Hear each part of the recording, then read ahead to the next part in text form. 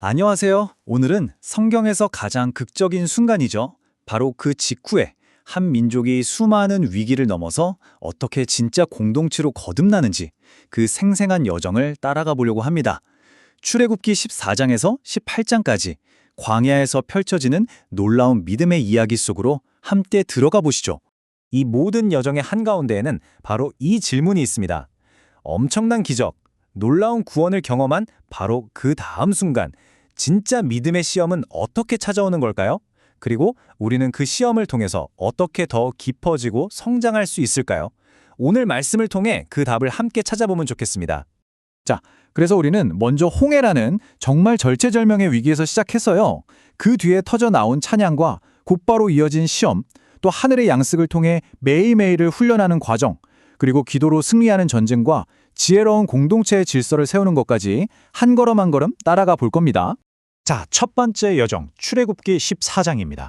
이제 막 자유를 얻었는데 이게 웬일입니까? 앞에는 거대한 홍해가 가로막고 있고 뒤에서는 분노에 찬 바로의 군대가 먼지를 일으키면서 맹렬하게 쫓아옵니다. 정말 완벽한 막다른 길 그 자체였죠. 그런데요, 여기서 정말 놀라운 점은 이 상황이 우연이나 실수가 아니었다는 겁니다. 출애굽기 14장 4절을 보면 하나님께서 일부러 바로의 마음을 움직여서 그들을 추격하게 하셨다고 말씀하세요. 아니, 왜요? 바로 인간의 모든 계산과 가능성이 끝나는 그 막다른 길에서 하나님의 영광을 가장 선명하게 보여주시기 위함이었습니다. 이런 위기 앞에서 반응은 딱 둘로 갈립니다. 백성들은 눈앞의 현실에 완전히 압도되어서 두려움에 빠지고 결국 모세를 원망하죠. 하지만 모세는 그 상황 너머에 계신 하나님을 바라보면서 믿음을 선포합니다. 가만히 서서 구원을 보라. 바로 여기서 우리의 선택이 드러나는 것 같아요. 두려움에 잠식될 것인가, 믿음으로 굳게 설 것인가. 핵심은 바로 이 말씀입니다. 구원은 우리가 발버둥 치고 머리를 써서 얻어내는 게 아니라는 거죠.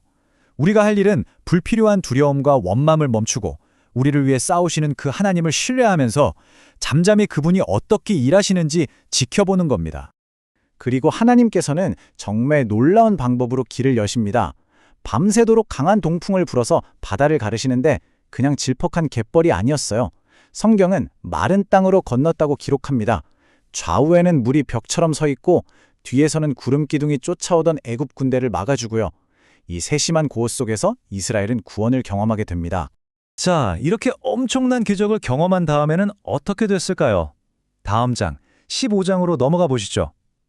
여기서는 엄청난 승리의 환희와 곧바로 닥쳐오는 광야의 혹독한 현실이 아주 극명하게 대비됩니다. 홍해의 기적을 눈앞에서 본 백성들이 뭘 했을까요? 바로 성경 최초의 위대한 찬양, 모세의 노래를 부릅니다. 이 구절 좀 보세요.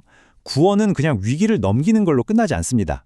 그는 나의 하나님이라는 아주 인격적인 고백과 뜨거운 찬양으로 이어질 때 비로소 완성되는 겁니다. 그런데 그 뜨거웠던 찬양의 감격이 딱 사흘 갑니다. 사흘. 마라라는 곳에 도착했는데 물이 너무 써서 마실 수가 없자 백성들은 언제 찬양했냐는 듯이 다시 원망을 쏟아내죠. 이게 꼭 우리의 연약한 모습 같지 않나요? 큰 은혜를 경험하고 나서 찾아오는 작은 시험 앞에서 너무나 쉽게 무너지는 모습 말입니다.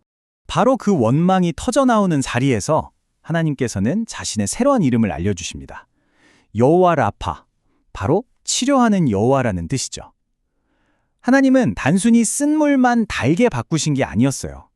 더 근본적으로는 원망과 불신으로 병들어 있는 백성들의 마음을 치료하기 원하셨던 겁니다.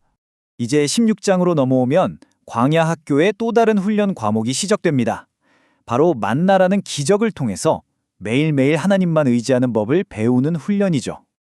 배가 고프니까 또 원망이 터져 나옵니다. 차라리 애굽에서 고기 가마 곁에 앉아 배불리 먹다 죽는 게 나았다. 이런 백성들에게 하나님은 심판이 아니라 은혜로 응답하세요.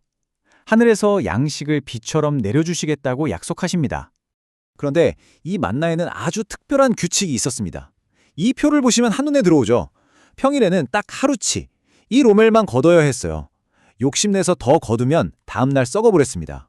그런데 신기하게도 여섯째 날에는 이틀치를 걷어도 썩지 않았어요. 왜냐하면 일곱째 날엔 안식일에는 만나가 내리지 않았기 때문입니다. 이 규칙 안에 일용할 양식에 대한 신뢰, 탐욕에 대한 경고, 그리고 안식일에 대한 순종이라는 깊은 교훈이 다 담겨 있었던 거죠. 맞습니다. 결국 만나는 단순한 음식이 아니었습니다. 내 능력으로 미래를 대비하고 쌓아두려는 그 욕심을 내려놓게 하는 훈련이었어요.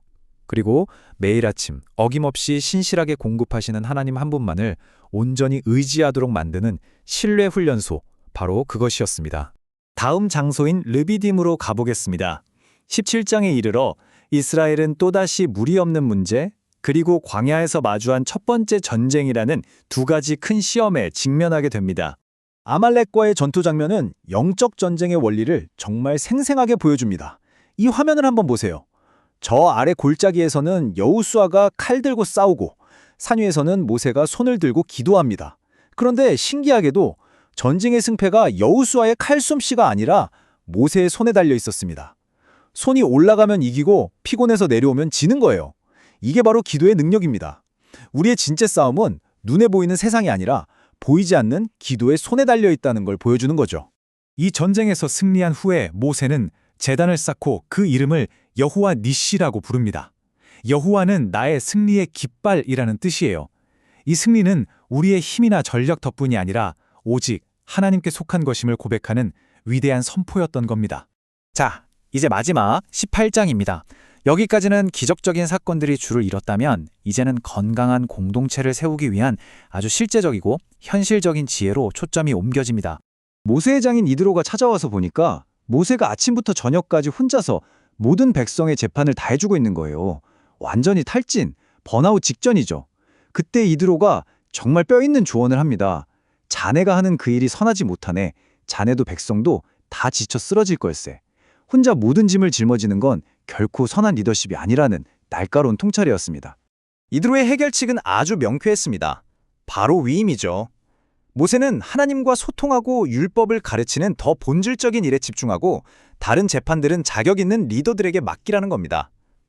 여기서 리더의 자격 조건을 한번 보세요. 재능이나 능력이 먼저가 아닙니다.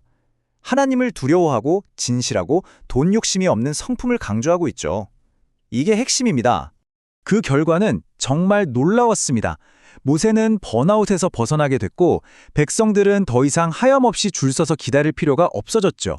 공동체 전체에 효율적인 질서와 평안이 찾아왔습니다. 이것이 바로 지혜로운 동역, 함께 짐을 지는 것의 힘입니다. 출애굽기 14장에서 18장까지 이 짧은 여정을 돌아보면 결국 한 가지 분명한 진리를 마주하게 됩니다. 우리의 눈앞을 가로막는 것이 거대한 홍해이든 목마름과 굶주림이든 아니면 감당할 수 없는 관계의 무게든 하나님께서는 언제나 우리를 위한 길을 예비하고 계신다는 사실입니다. 오늘 우리가 본 것처럼 하나님은 길이 없는 바다 밑에도 길을 내시는 분입니다. 지금 여러분을 가로막고 있는 홍해는 무엇인가요? 오늘 말씀을 통해 그 앞에서 길을 여시는 하나님을 신뢰하는 믿음이 우리 모두에게 온전히 회복되기를 바랍니다.